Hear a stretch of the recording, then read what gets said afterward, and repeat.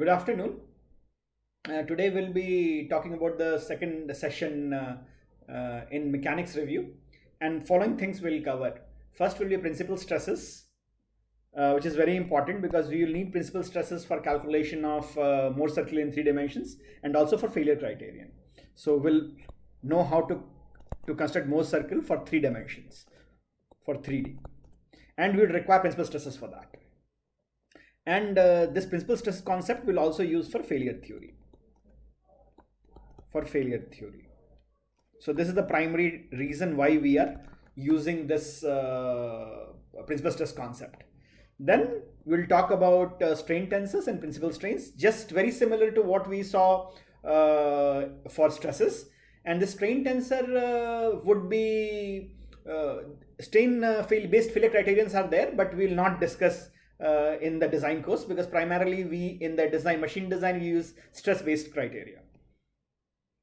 So we know all this now, that any 3D stress state can be represented by usual notation. This is the usual notation: sigma x, tau xy, tau xz. What we use for there are 9 components but 6 unique because it's a symmetric matrix. So what the concept is that if you know the stress tensor for any generic stress tensor, then what happens is, if you want to calculate what will be the tractions at any unit normal, let me just show you. So if I know the unit normal and if I know the stress state, I can find out the traction vectors by doing a dot product of sigma dot n. So this stress tensor times the dot product of stress tensor times the normal vector would give you the traction vector. Traction vector basically means is F over A, force over area, in 3 different directions. So you can get Tx, F over A in x direction, Ty and Tz. So this is a vector. Traction vector is a vector which you can find out in 3 orthogonal directions, right? So this is something you can find out. But what we know, if you want to understand what we know when we have principal stresses, right? This is the usual condition. For any given condition, if you know the normal vector, you can find the traction vector by doing sigma dot n. Now imagine if I have principal stresses, what happens at principal stresses? At principal stresses, we know that there is no shear component, right? No shear component. That is the case. So if we assume that we want to find out tractions at the principal stresses, what will happen is my traction at principal stresses can be represented where I would have my stress tensor times LMN. So my stress tensors sigma would be only in normal directions. All the shear would be 0. All the shear stresses will be 0. You get me? So basically for principal stresses, I should get sigma dot n should be something like this. Should be equal to sigma 0 0 0 0 0 0.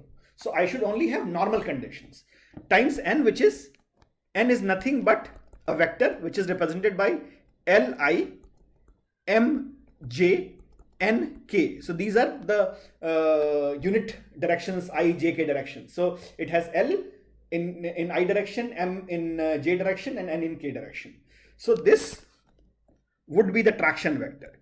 So I can find out what will be the normal stress, what will be the location of this plane, and what will be the value by equating this to the general condition, which is sigma x, tau xy, tau xz. Then I do tau xy, sigma y, tau. This will be tau y z, and this will be again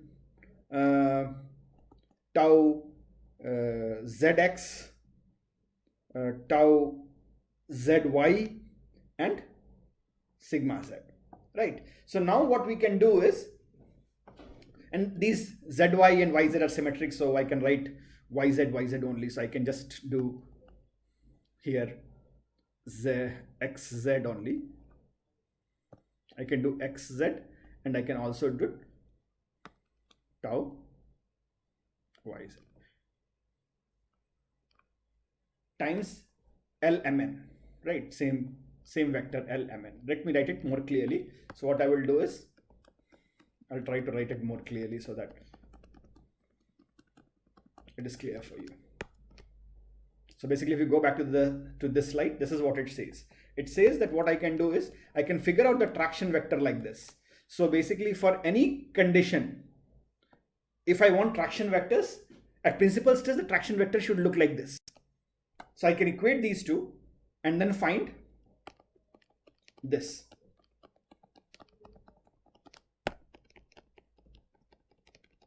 So basically this, how do you get this? You basically get this from this. Go back.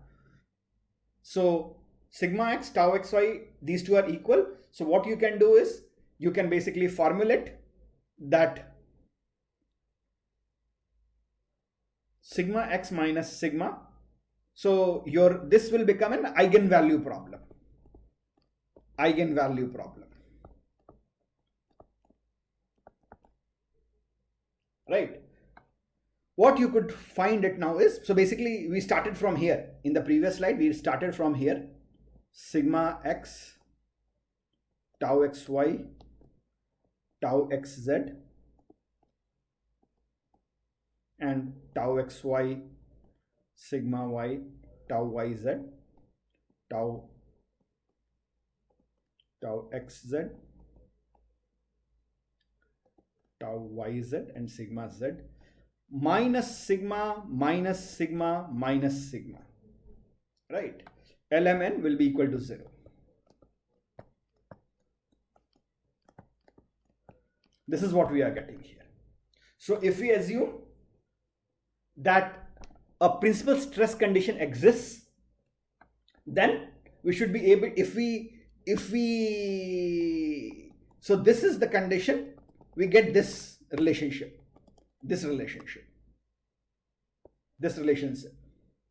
and this is nothing but an eigenvalue problem. So if I were to find out, now I can find out this solution for, so it will be now it is now a cubic equation. It will be a cubic equation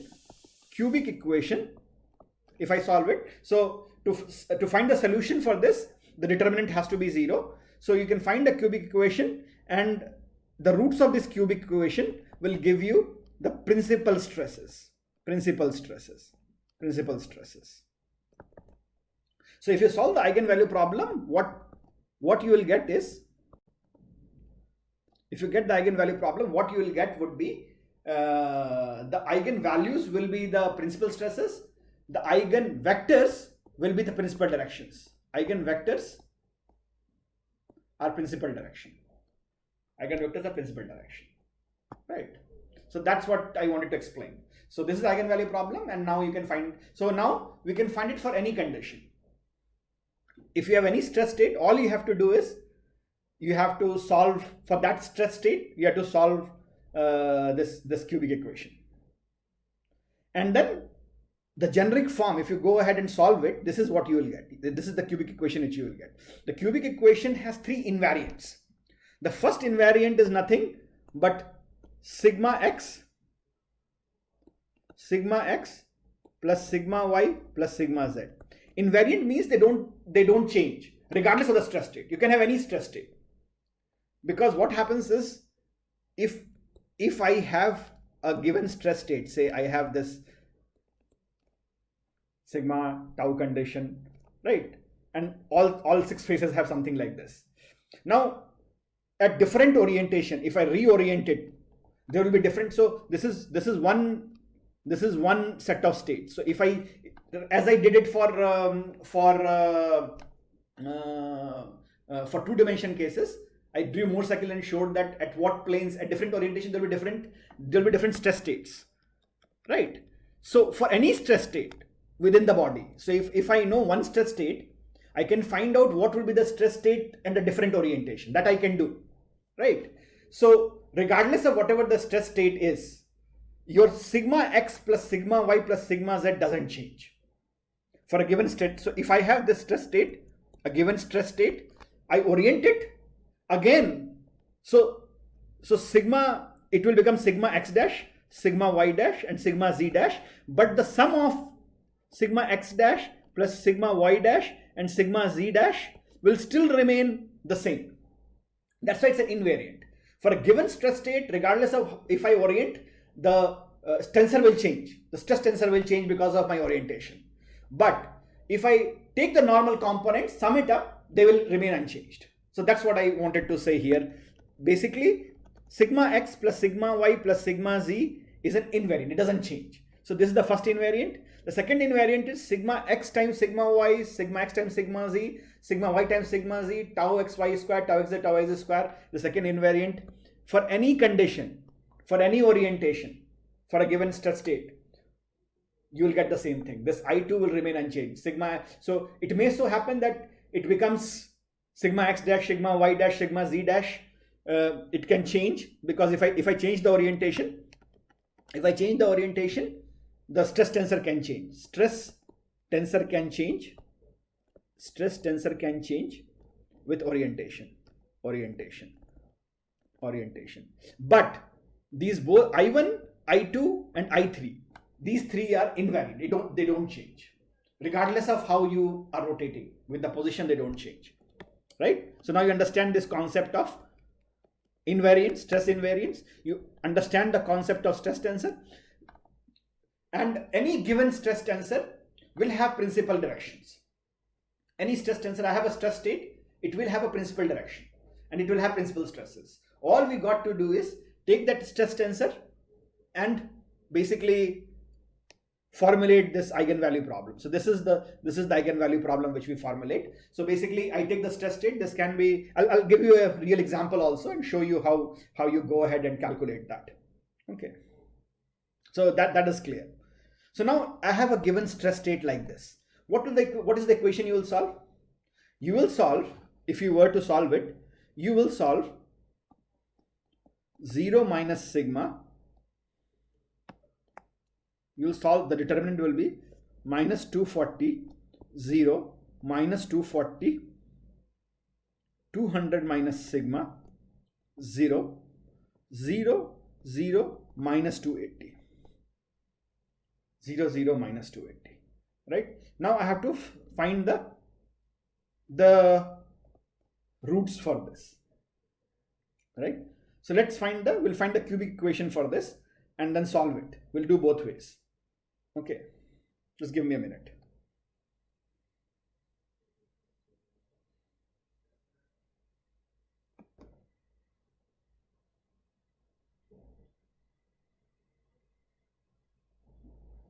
So we wanted to find the roots of this equation or solve an eigenvalue problem. So what I can show you is, today I'll just show you how the output of Mathematica looks. In Monday when we meet, I'll actually give you a physical demo how Mathematica works. So you can define, this is the matrix which you are defining. You have a matrix 0, minus 240. So basically this is what it was. Let me go ahead and show how the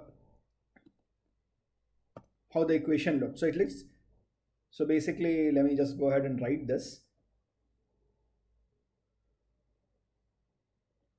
0 minus 240, 0. So basically it is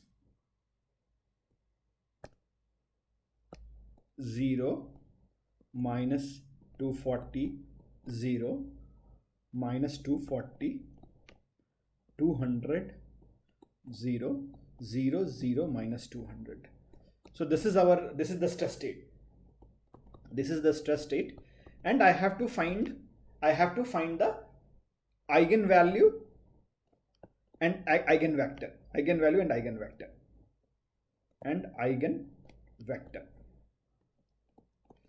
Eigenvalue will be the magnitude of principal stresses, and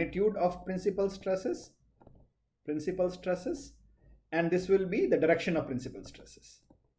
Principal direction of principal stresses or principal direction of principal stresses. Now, How do we find that in Mathematica? We just define, say, eigensystem. So eigensystem would basically give you the first three things. So I'll actually give a demo. Mathematica is very simple. So in Monday class, what I will do is I'll actually run this physically to show you how you do it in Mathematica. This time I'm hooked to my computer where there is no Mathematica here. Monday I will actually use my laptop to show you Mathematica. And so I have, and these are the directions. These are the principal directions: -230, 001, 320, and these are orthogonal directions. These will be orthogonal directions. You can check. These will be orthogonal. Same thing you can also find. Take the determinant, find the cubic equation. So this is the cubic equation after solving the determinant. You can also do determinant, find the cubic equation, and then solve this cubic equation. When you solve, you get 280 minus 160, 360. So sigma 1 here would be the maximum. So sigma 1 is greater than sigma 2 is greater than sigma 3. This is the conventional notion. So sigma 1 is the highest of all. So sigma 1 will be 360. Sigma 1 is 360. Sigma 2 would be minus 160. And sigma 3 will be minus 280. And exactly this is what you have found here as the eigenvalues also. 360, 280 and 160, right? So to find out physically, all I need to do is create the determinant with the stress state, write the stress state, subtract sigma from the diagonal matrix, and either solve the eigenvalue problem. So basically solve the eigenvalue problem or formulate a cubic equation and solve it. Both ways it will work. So that's how you determine physically for any given condition. This is how you determine the eigenvalue problem. Okay. Now let's go back to our slides. Give me a minute. Let me set it up in the presentation mode.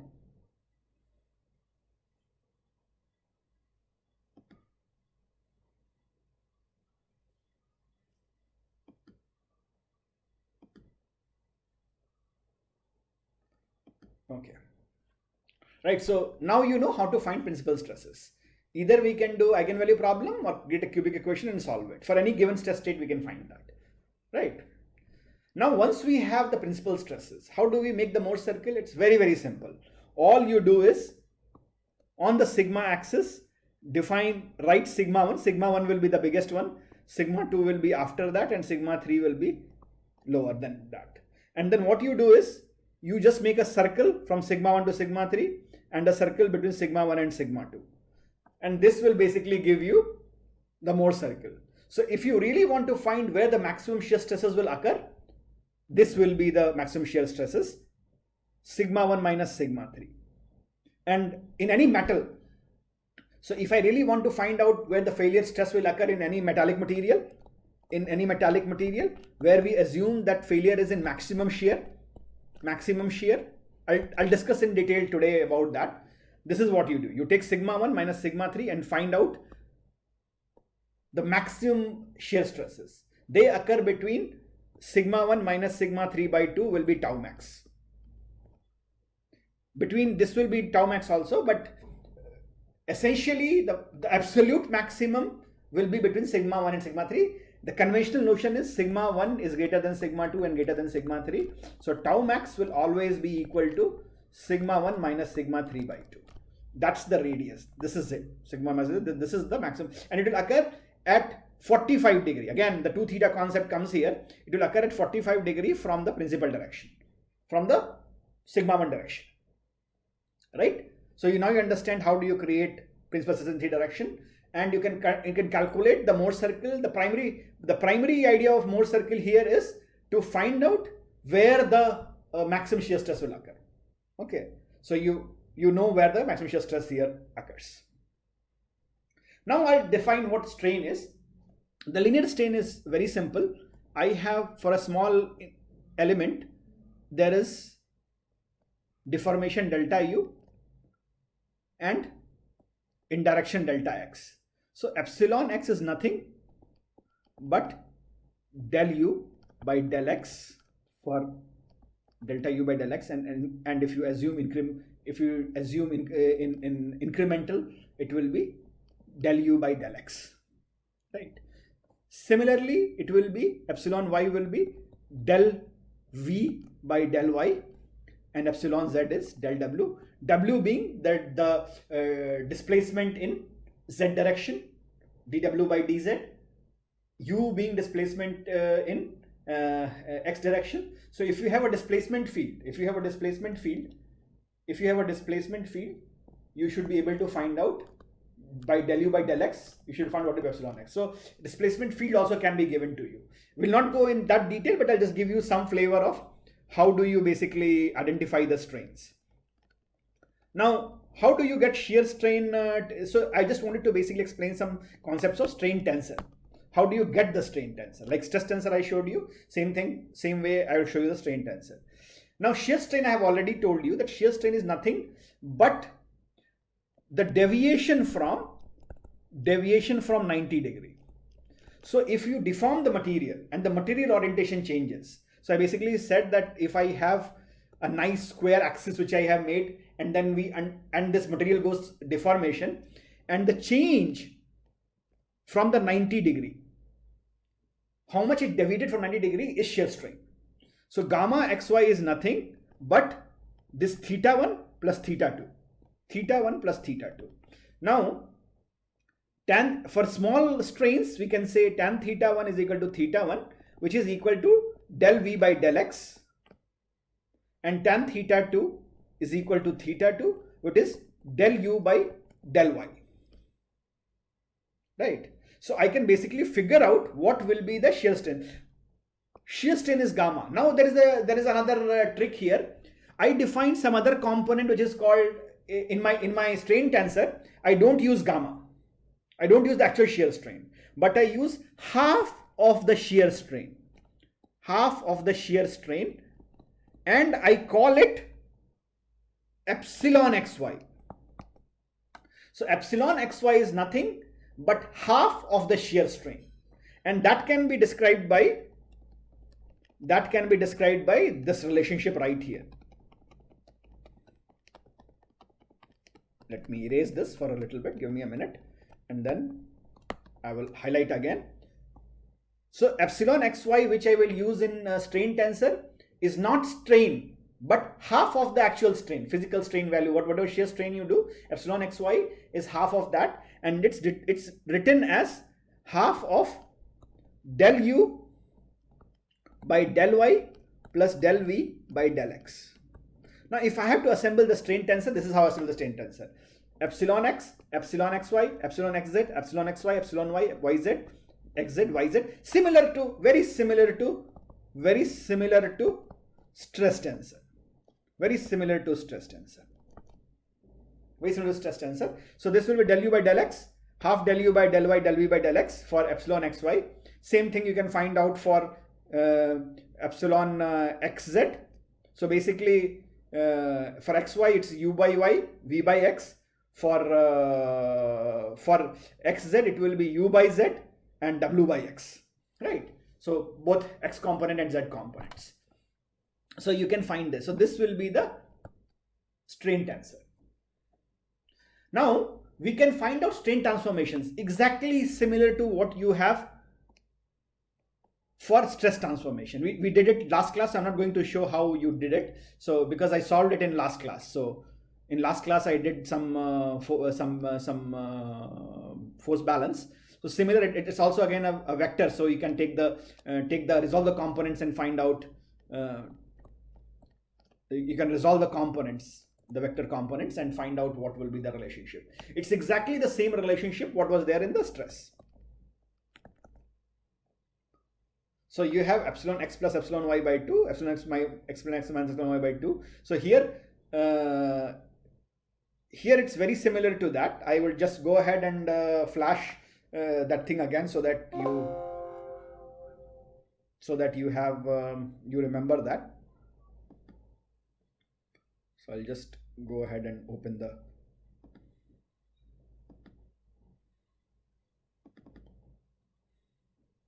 mechanics one so that you can correlate this.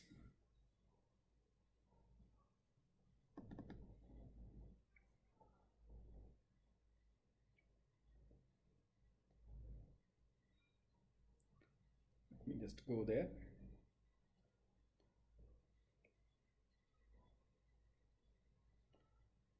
If you remember this transformation thing, this is the transformation equation right here. This is the transformation equation right here. And if we go back to, let me just flashback. So this is the transformation equation. Let's go back to the strain one. Very similar. This is the stress thing, and that's the strain thing. Epsilon x plus epsilon by 2, epsilon x minus epsilon y by 2, and tau xy. So epsilon xy sine 2 theta. Exactly same you have there as well. No difference. No difference. Exactly same. So same thing is there. Now you'll ask me again. I'll say that epsilon xy, they have chosen half gamma xy, the epsilon xy, just to make it similar to stress. This epsilon xy being chosen as half gamma xy, right? The reason is just to make it similar to the stress relationship. We might as well just put gamma xy half here, but it will not look similar to that. So then you will have to remember something extra. Here it's perfectly symmetric to what you saw in the stress formulations, in the stress transformations. Just give me a minute. Let me fix the.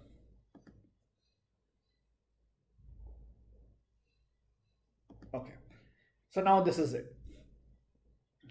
So I can draw more circle even for strain. Exactly what I did for that.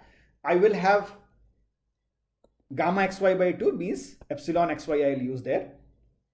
And then formulate the entire thing similarly. Exactly same way I'll make the radius. I can have more circle of the strain. Why do I need these transformations? Is because, you know, I cannot measure stresses.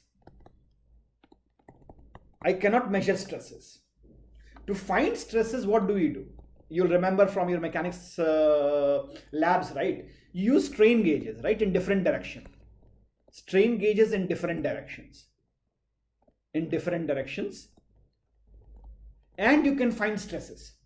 So to find a stress state, measurable is only strain. Stress is not measurable directly.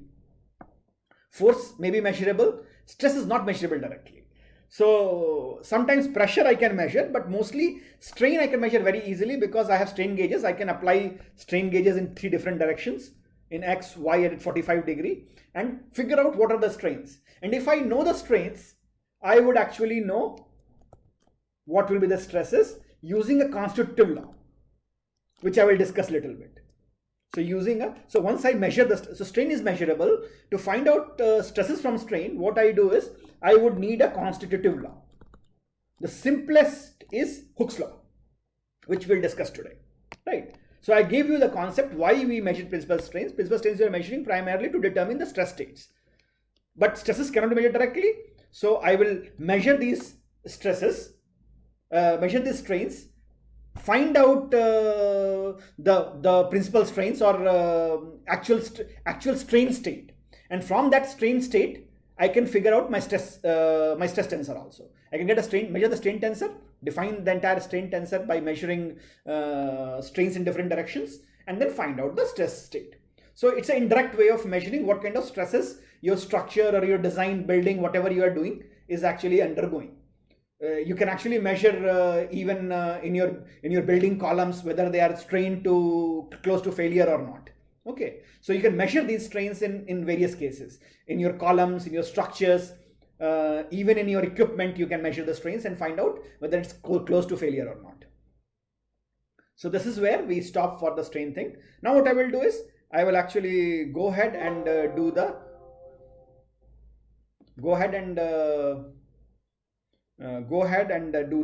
lecture after this.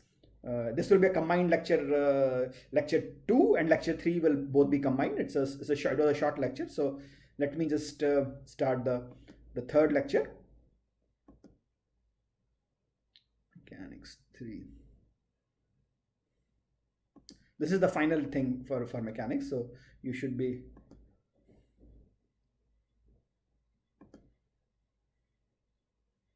Give me a minute to set it up, so then we can start.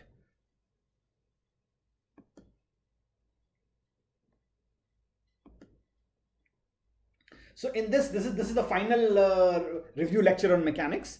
After that, we will start with materials. So we'll start the core design curriculum. So this was just a prep work for you. So we have now prepared with the basic concepts, which now you can use for your design purposes. We'll give you a nice assignment to give a very good idea about how do you design certain things, right? So that way you would know where to apply all these things. So I'll talk about elasticity primarily, little bit of elements of plasticity just to give you some idea of plasticity as well. Talk about material metals, yielding criteria, both Tresca and von Mises, and then I'll just in the passing I will just talk about Lewis-Bliss equations, and then little bit about some of the models which you use in finite element for a more challenging engineering material as composite. I'll just give you a test case which I did, which I studied, and which we modeled in our lab, how to predict failures in composites. And that's just it will not be a mathematical formulation, but just to give you what kind of models you use.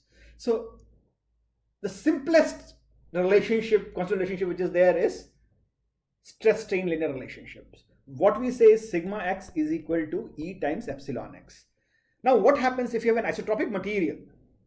Typically what happens is the moment you stretch in one direction, because of Poisson's ratio, it contracts. So what will happen is, if it's a 3D element, if it's a 3D element, something like this, and I am pulling it, so what will happen is it will increase its length. So its length will increase.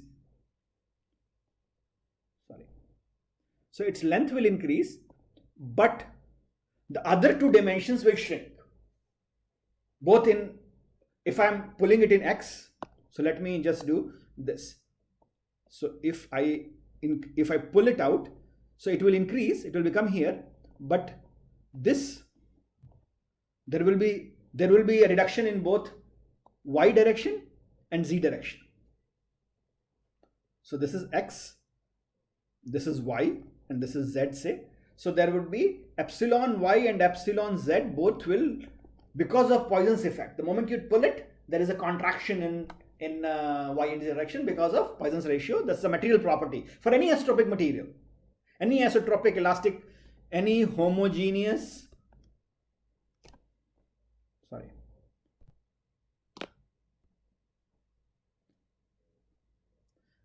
any homogeneous isotropic, any homogeneous isotropic material, it will have this behavior.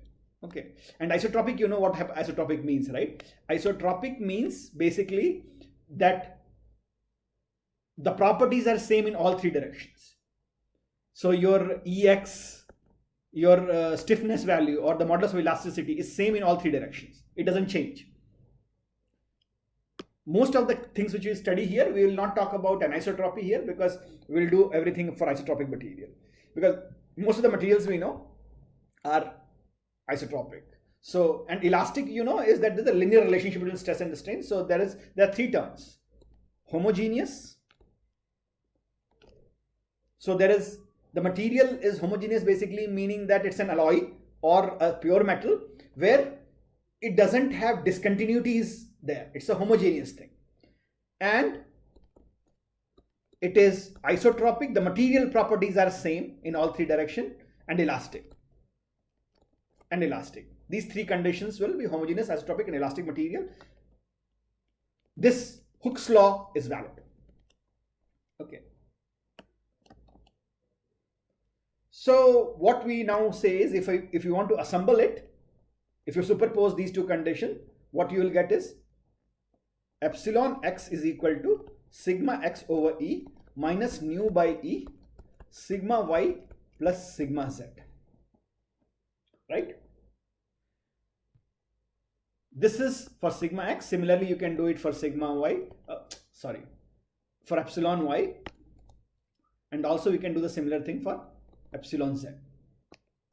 Write the similar equations.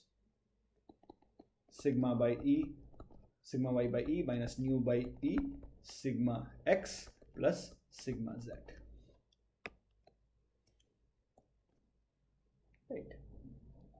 These are called Hooke's law.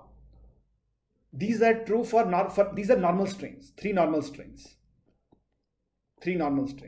For shear strain, so these are for normal strains. For shear strains,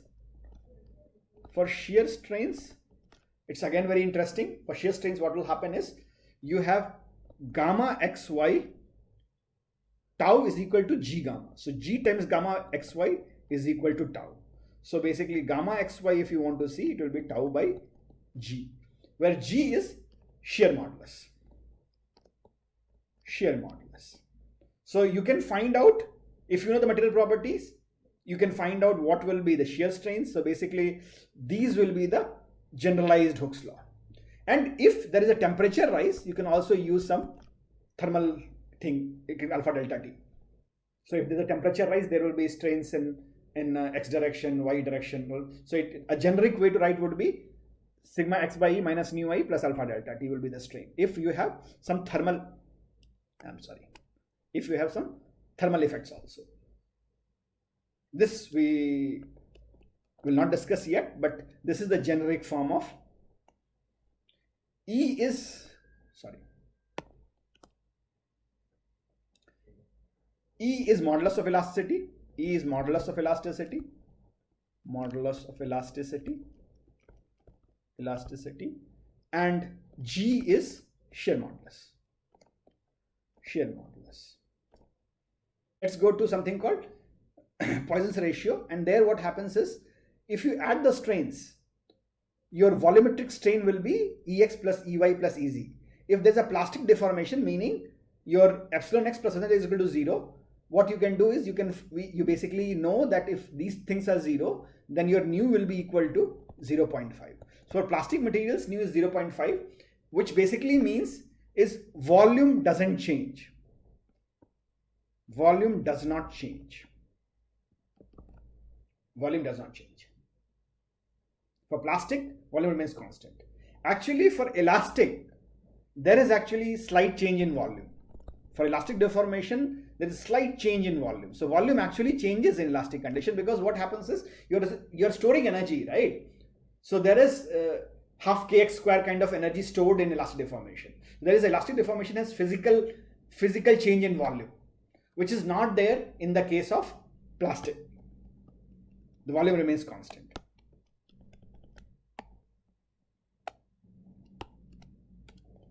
Now, I'll give you an example. For most of the metals, what happens is it shrinks. So what I told was that if you extend in another direction, there is shrinkage because of Poisson's ratio. So if most of the metals have this kind of a structure, so they will shrink. But imagine if you have some type of artificial honeycomb with inverted structures, you can physically have materials which have positive which have negative Poisson's ratio, meaning nu is negative. Nu negative basically means that if I stretch the material also stretches in the other direction. This is called negative Poisson's ratio. Most of the materials have positive Poisson's ratio, meaning that if you stretch the material, it shrinks in the other two directions. But there can be conditions where you can have negative Poisson's ratio, because it can have expansion in the lateral direction if you do it. This is one of the examples of, you can create a material like that. You can engineer a material with positive Poisson's ratio if you want to. We'll not go into detail that. I just want to give you some feel about what Poisson's ratio does and why Poisson's ratio creates this stretching, primarily because of how you have the material structure. And Constitutive relation, I showed you that basically the simplest is linear elastic model, Hooke's law. So this is in deformation, what you do is you have a elastic plastic material also, which will be this is elastic perfectly plastic, this is perfectly plastic, this is elastic perfectly plastic, this one, and this is perfectly plastic, which basically means that your yield, after yield, you can just the material just keep on, once you put that stress, it can take any strain. So it's perfectly plastic. And most of the metals are this. elastic, linear hardening, or non-linear hardening. So most of the metals actually behave like this. Just wanted to give you some feel, and these are some, and you can have constitutive models for this. So this is a material model for post plastic deformation. So if you really want to model how the plastics epsilon p and sigma p vary, it's something like this, which is k epsilon n, which is called Holloman's law. Holloman.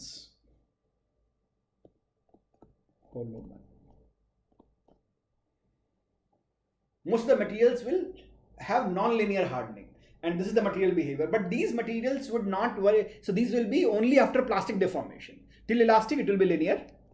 After that, there will be this kind of a behavior. Your plastic strains would be a power law, will follow a power law. And this kind of material behavior is only used in they're used in deformation. They're used in deformation, material deformation. It's not very important for design, so I'll not worry too much about it. I just want to give you some idea of what kind of material behavior happens once you go beyond the elastic regime. So material starts to behave plastically, and you can model it with the Holloman parameter, which is a power law. Then if you do it at a very high temperature, right, then what happens? The material actually is not a function of just strain, but it is also a function of strain rate, meaning how fast do you deform. So if you imagine, if I heat the iron, right, and deform it, so if I deform it faster, the material is stronger. If I deform it slower, the material is, so basically this will be of importance, C epsilon m, during hot deformation. If the material is hot and you are deforming, then this kind of a behavior will become important. Otherwise, it's not very important. For all practical purposes, let me reiterate again, we will worry only about Hooke's law. To that extent we will use in this course. We're not going to use it, but we will definitely use yield criterion. So I want to basically say the key yield criterion which I want to talk about is Tresca and von Mises. Tresca is the simplest one, but Tresca is more conservative, and von Mises is more accurate. So if you use Tresca, you tend to over design. So that's why you should use von Mises, will be a better approach. So basically, this is von Mises. We'll derive it today, and it's also called maximum distortion energy. Both are the same. And Tresca yield criterion is this. So basically, maximum shear stress current, sigma half yield, and Tresca yield criterion is sigma 3 minus sigma 1, sigma 3 minus sigma 1. Oh, sorry. Apologies. Sigma 3 minus sigma 1 by 2 is equal to tau max. And we assume that shear occurs at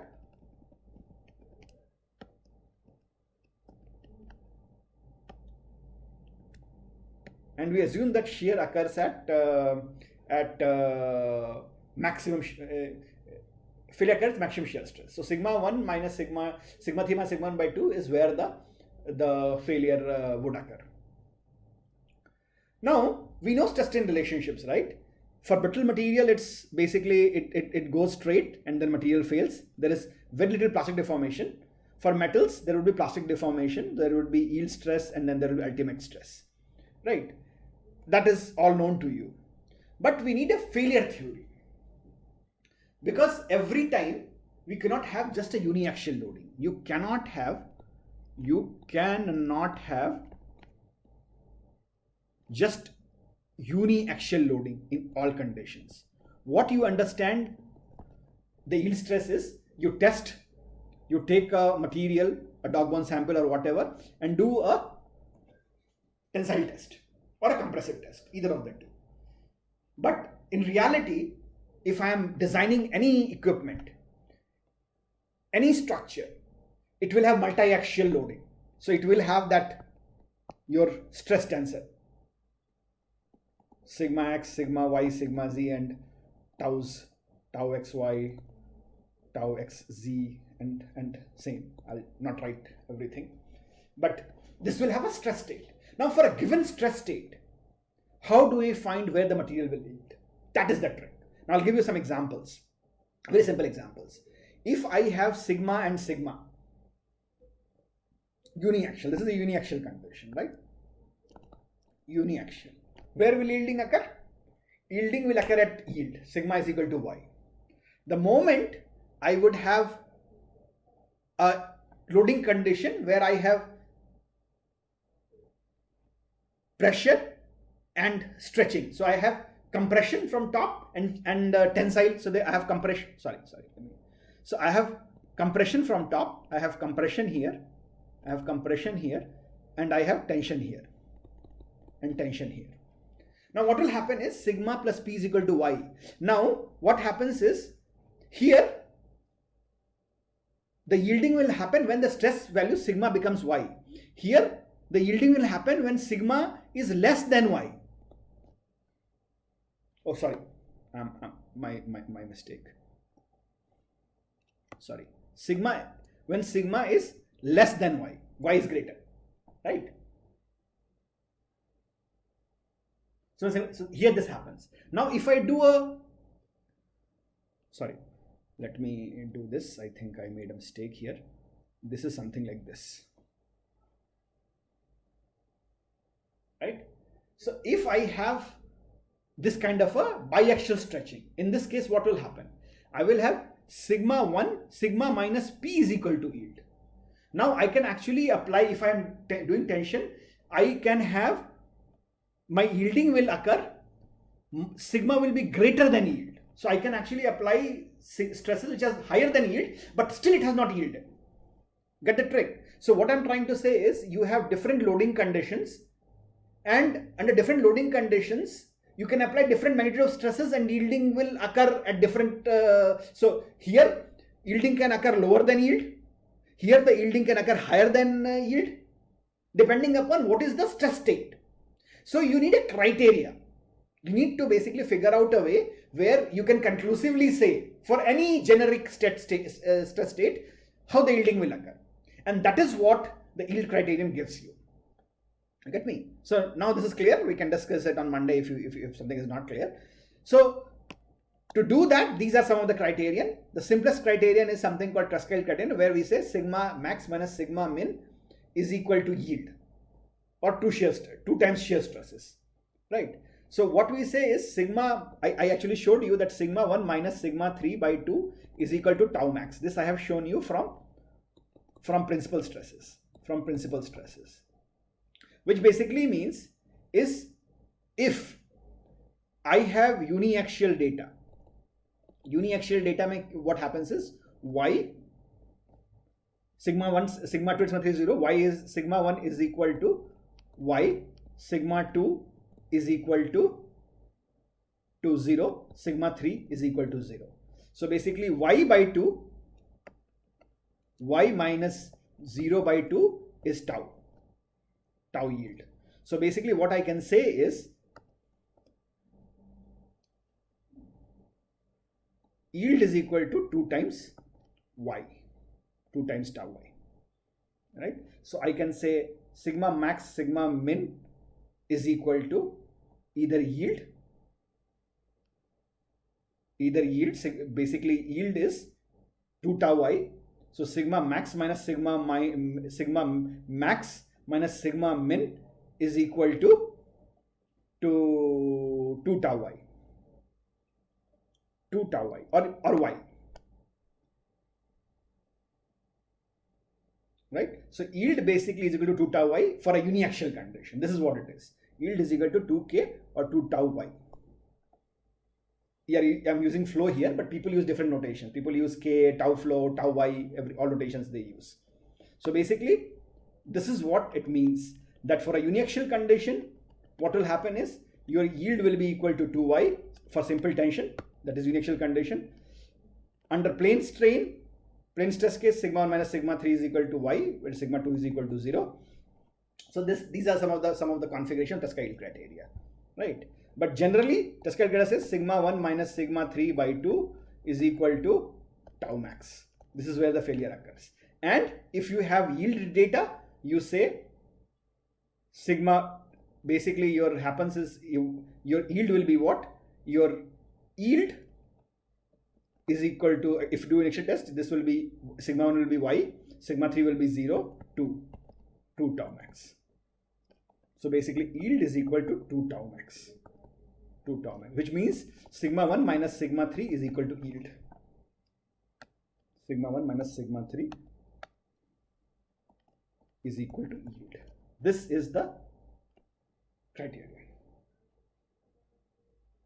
So yielding will occur when sigma 1 minus sigma 3 is equal to yield, or this yield what I put y here, sigma 1 is equal to y. This y is determined from uniaxial test.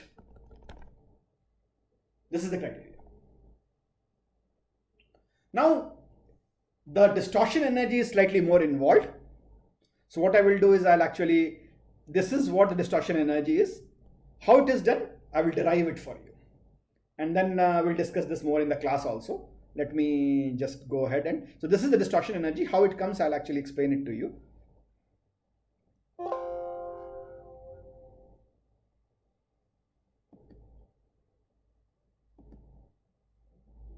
Just give me a minute.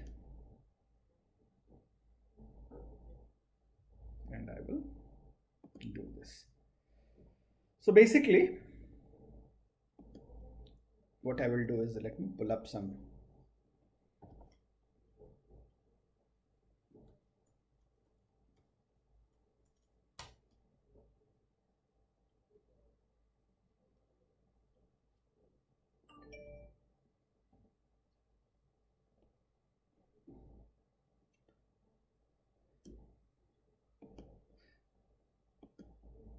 So this will derive it. So let me first give you some fundamentals. What does this say?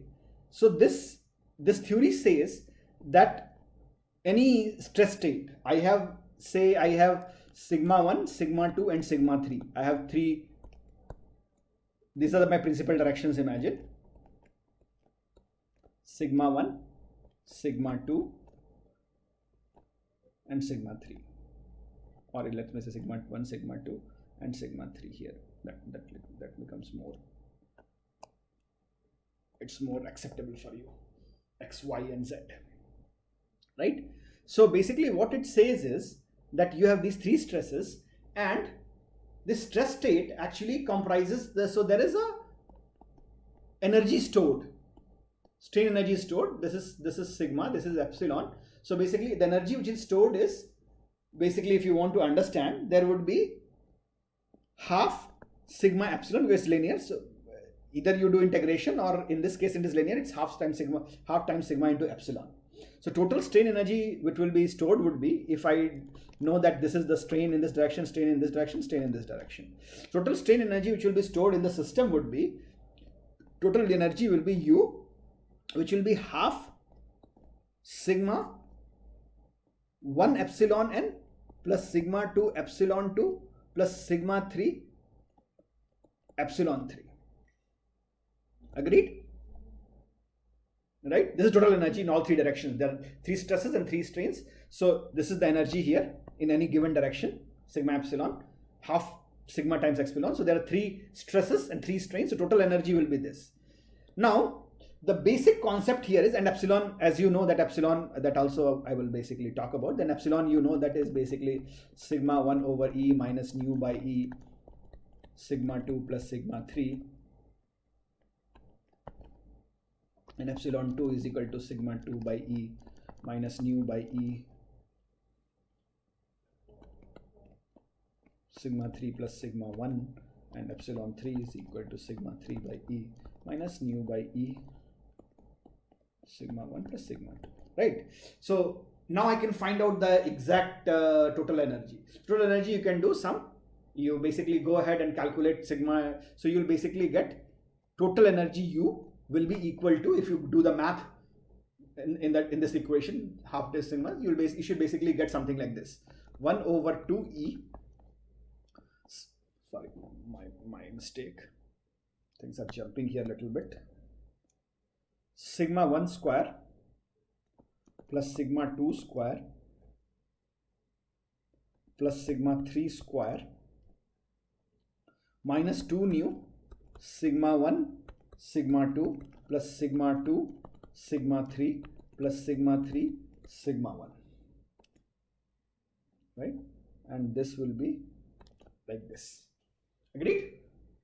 Total energy. Now the basic theory which it says is, you have to assume that this total energy has two components. One component is called UH, which just changes the volume.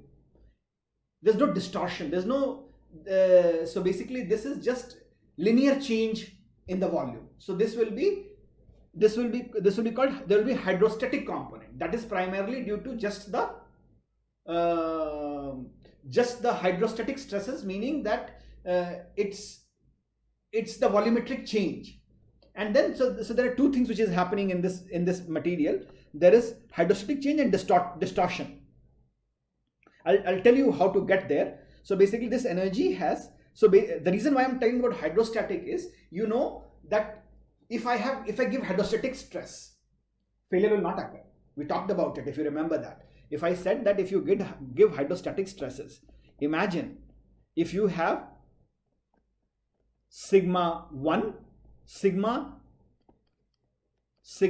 and sigma, right? If you have all equal stresses, right?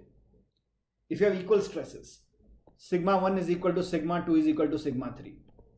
Magnitudes are same. Will there be yielding? That's my fundamental question. Because sigma 1 is equal to sigma, so there will be no yielding. Whether tensile or compressive. Compressive, it will never happen. If you put it into it's called hydrostatic because it doesn't really do. So your yielding will never happen because of this component. That's the basic concept of this. The yielding doesn't happen because of this, a fixed component which is there. That fixed component, we call it sigma h, which is sigma hydrostatic. So this is, and the sigma hydrostatic acts on all three phases. And then there is a distortion component. So there is a sigma h component and a sigma d component. Sigma d1,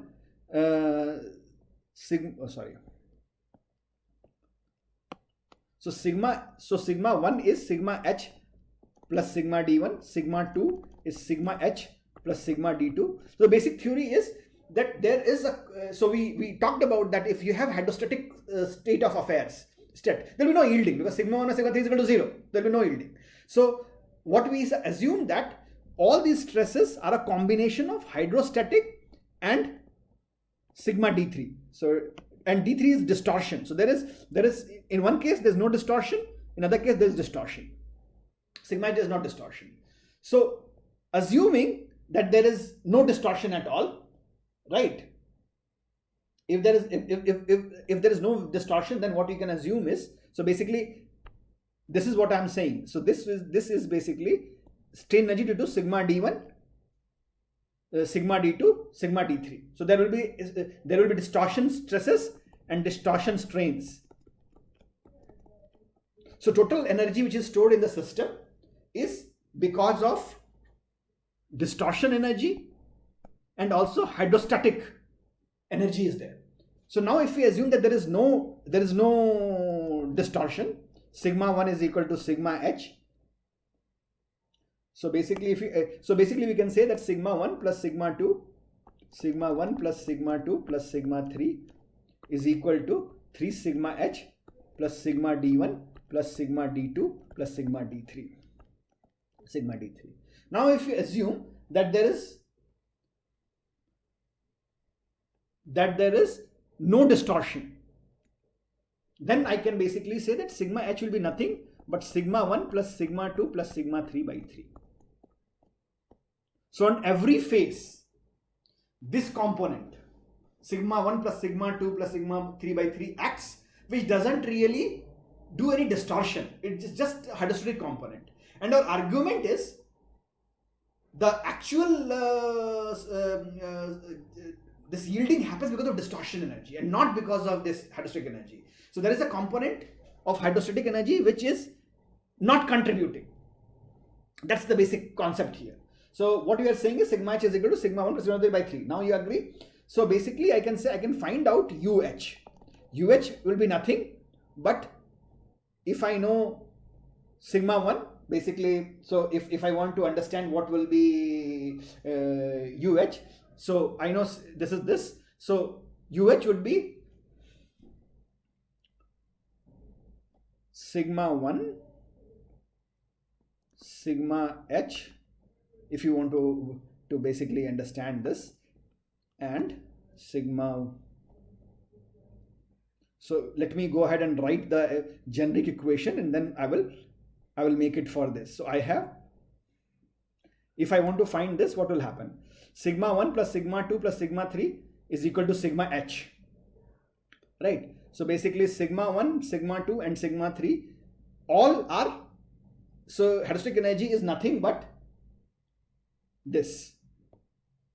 Sigma h is acting on all the faces. So basically if I want to find hydrostatic energy, I can just plug sigma 1 is equal to sigma 3 or sigma h. Basically, let me just write out total U here. So total U is 1 over 2e sigma 1 plus sigma 2 plus sigma 3 whole square, sigma 1 square plus sigma 2 square plus sigma 3 square minus 2 nu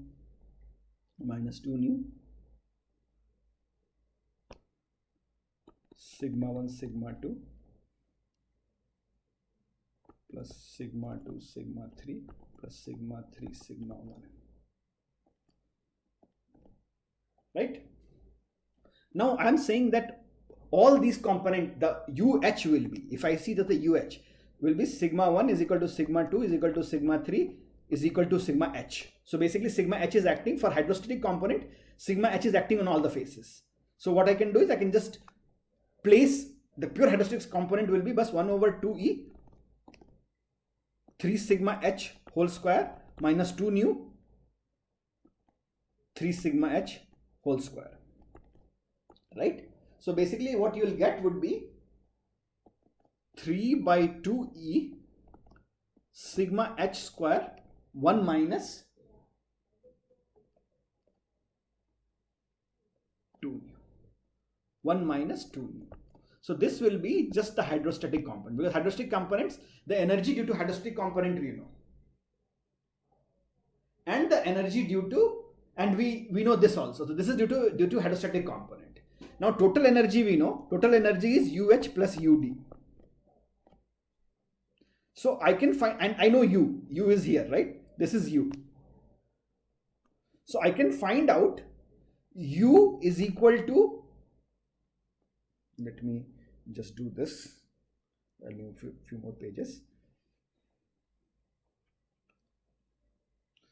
U is, so basically I subtract, so for finding UD, I need to subtract U minus UH.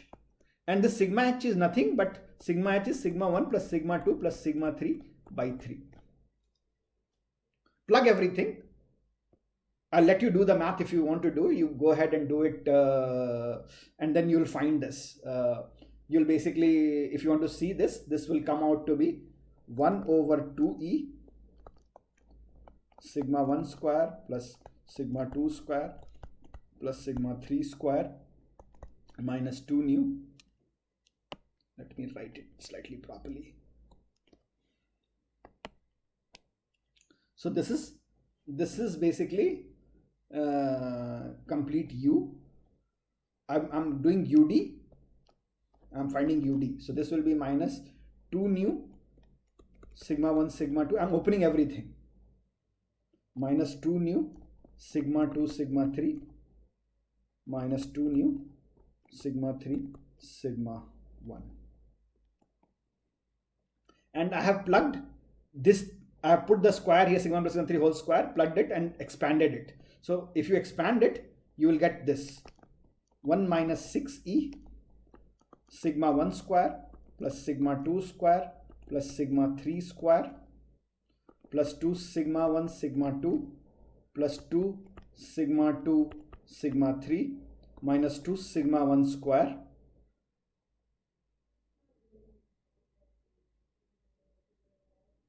this will be 2 sigma 3 sigma 1 also.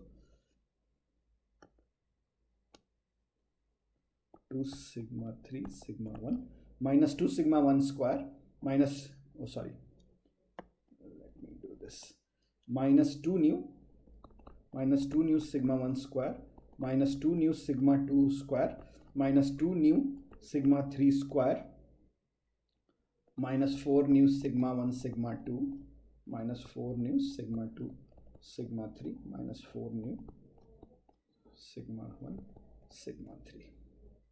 Do this, just do this. What you will get would be very simple. It will turn out to be a much simpler equation. I'll skip it. I'll just put this 1 over 3e by 1 plus nu sigma 1 square plus sigma 2 square plus sigma 3 square minus sigma 1 sigma 2 plus sigma 2 sigma 3 plus sigma 3 sigma 1. This is the distortion energy UD.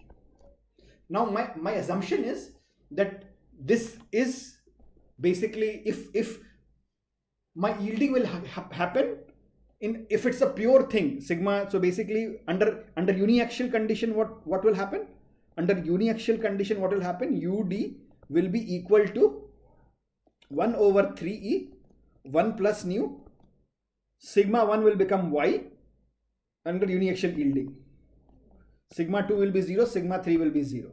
So this becomes 0, this becomes 0, this becomes 0, right? Sigma 2 both become 0. So you will have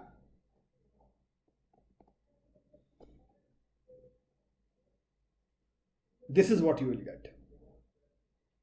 1 plus nu by 3e is equal to y square UD.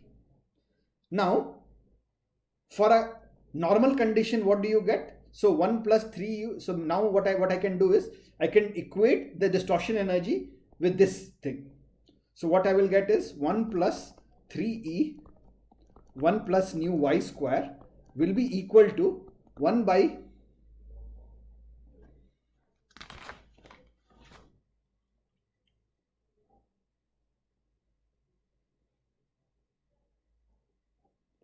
1 by 3e 1 plus nu and this term.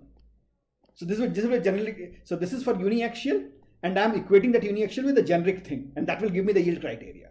Sigma 1 square plus sigma 2 square plus sigma 3 square minus sigma 1 sigma 2 minus sigma 2 sigma 3 minus sigma 3 sigma 1. So now this is what we get. So the yield criteria, so distortion energy or von Mises, distortion energy or von Mises criteria assumes that it is primarily because of distortion. So what we get is, we get 1 over 3e 1 plus mu y square is equal to sigma 1 square plus sigma 2 square plus sigma 3 square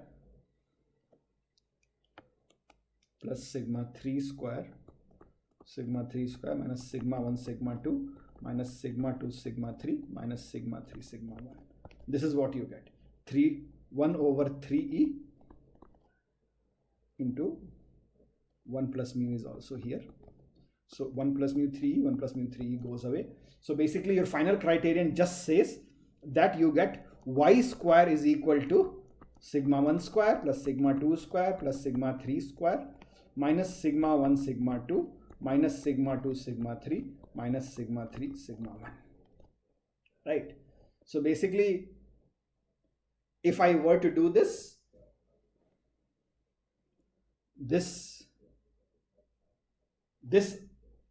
I can simplify this. So 2y square is equal to 2 sigma 1 square plus 2 sigma 2 square plus 2 sigma 3 square minus 2 sigma 1 sigma 2 minus 2 sigma 2 sigma 3 minus 2 sigma 3 sigma 1.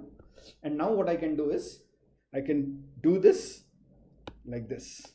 So basically it will become 2y square is equal to sigma 1 minus sigma 2 whole square minus sigma 2 minus sigma 3 whole square plus sigma 3 minus sigma 1 whole square. So this is the criteria. 2y square sigma 1. So this is the von Mises criteria. Von Mises criteria, which assumes that the distortion energy is the energy which actually creates yield. The hydrostatic component, which is acting on all the faces, doesn't do anything. It's only the distortion energy that actually creates this this yielding. And what you do is, once you find out it for you basically plug in for unidirectional thing and equate it to the general condition. So this is what you find out for unidimensional condition. What will happen is, you for one dimension, what will happen is you will have these will, for one dimensional, if you want to do for yielding, sigma 1 will be y, 2 0 0, so you get this condition. Sorry, let me go back. This condition. So this is the condition for yielding, and you equate it to the generic condition. Once you equate to the generic condition, you know how will yielding happen, under what condition yielding will happen. So if your sigma 1 minus sigma 2 whole square, sigma 2 minus sigma 3 whole square, sigma 3 minus whole square is equal to y square, yielding will occur. Under this condition, yielding will occur. So this is a general yielding criterion. The moment my sigma 1 minus sigma 2 whole square, my sigma 2 minus sigma 3 whole square, sigma 3 minus sigma 1 whole square is equal to 2y square, y being the uniaxial yield stress. Because this is what I can determine. I use uniaxial stresses and then equate to this, and then I get that, right? So I basically have explained this. Okay, let me see if I can get it back. Yes, let me save this, and then I'll show a few more things, and then we can do. Okay, let me go back to the slide again.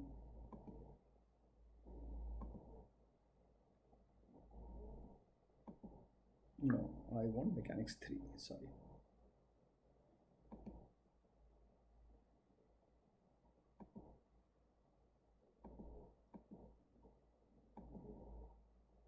Mechanics 3.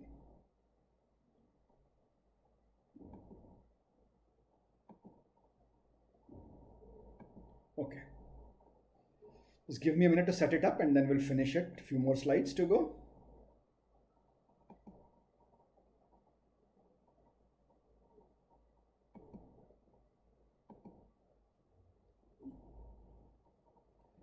Okay.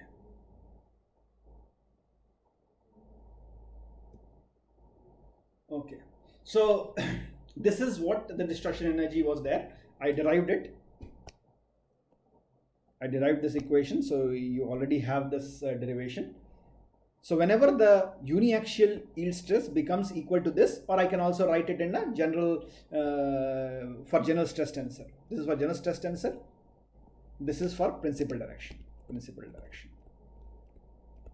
Although you need to know the principal directions to basically be able to devise the yield criterion. That's why I taught you the idea of principal stress states to be able to do this yield criterion. Both Tresca and von Mises are based on that.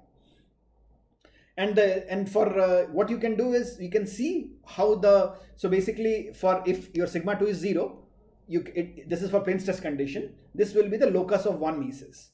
Now what I can do is I can compare this with Tresca. So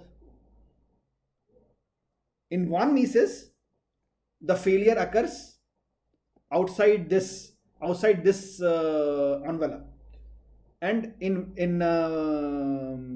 Tresca it occurs. So basically there's a difference. So when you do Tresca fails first. And then this is a safe zone in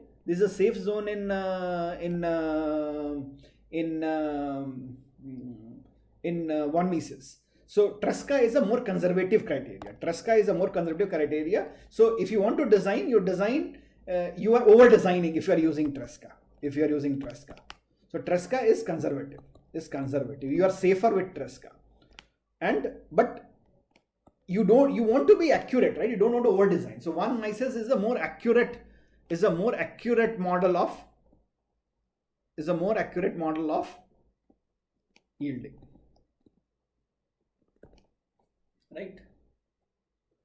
Then there's a Levin-Mises flow equation. This is just like a elastic Hooke's law, but when there is flow, you can model flow like this. This I'll not go in a lot of detail because this is not required. For brittle materials, the failure is actually happens under maximum normal stresses. So, and then you can also use something called a Mohr-Coulomb criterion. I'll show what Mohr-Coulomb criterion means. So I'm giving you an example for a composite, right? Composite is, again, it's a non-homogeneous material. Non-homogeneous material. I'll talk more about composites when I teach you materials. So basically there will be fibers here. There will be, so there are fibers embedded in epoxy. So now the failure can occur in multiple ways. The failure will occur because of fiber matrix debonding.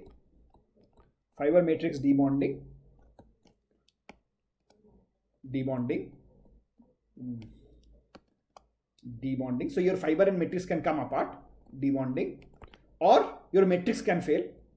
Your matrix itself can fail. There can be matrix cracking. Matrix cracking can be there. Let me just write it slightly nicely. So first will be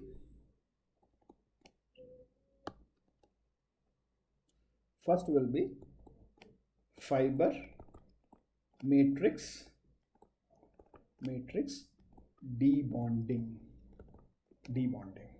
right? The second will be matrix cracking. Your matrix can crack. So you all know a composite is nothing, but you have these fibers, glass or carbon fiber, which are embedded in a matrix of epoxy, which is like a resin which cures. And these are super strong. Because you can engineer the strength in different directions. Matrix cracking. But failure is very complex. Matrix cracking. The third can be delamination. There can be multiple layers of these composites, or this preplex if you would. So there would be delamination between two layers. And fourth can be fiber can itself fail. Fiber failure. So unlike metals, where we just say when yielding occurs, we assume it to fail, and you have a nice sweet criterion. Here there are 4 different things happening at the same time. So how do you do this? I'm just giving you an example so that if you do something complex, you will take into account these kind of things. So first thing is this fiber failure occurs at different values, right? So you need to have some statistical significance of where the failure, what is the failure strength of these glass fibers or carbon fibers. So we fit a Weibull plot to get a statistical estimate of what would be the mean value and what will be the standard deviation for these things. So basically what we did was, we know that brittle material always fail in tension, so we use the maximum principal stress criteria. Wherever the maximum tension occurs, the fiber will fail beyond its yield strength. And then there's something called Mohr-Coulomb's criteria, which actually says that yielding will occur at a shear stress where on a specific plane which is a critical value. So when shear stress reaches a critical value, which is a function of sigma, cohesive strength, and something called friction angle. So there's a friction angle. So a material has inherent internal friction and some cohesion. So Mohr-Coulomb, what it says is it's a function of cohesion and friction angle and your normal stress acting on that plane. So basically what you do is, wherever, so this is actually failed. This thing has failed because my friction line touches this. So if my state of stress doesn't really touch the tangent, the friction angle tangent, we are safe. This I'm not going to go in detail because this I'm just giving you a case study, just to give you what if there is something complicated. If you want to model something out of composites, what do you have to take into account? Because composite becomes very complex if you really want to understand how failure occurs in composite. So you'll have to understand a few things. There are other simpler failure models for composites also, which are ply level models, but these are more involved and more accurate. And then you can also have something called traction separation for cohesive layers. So if the traction vector becomes equal to the strength, then it will fail. So this also we modeled, and then you can all these you can basically capture. So how the failure evolves in composites. I just want to give you some idea about failure theories, some of the ones which you'll use in our class, And this was just an example for research. This is where I stop, and then we'll meet Monday to discuss more. Thank you.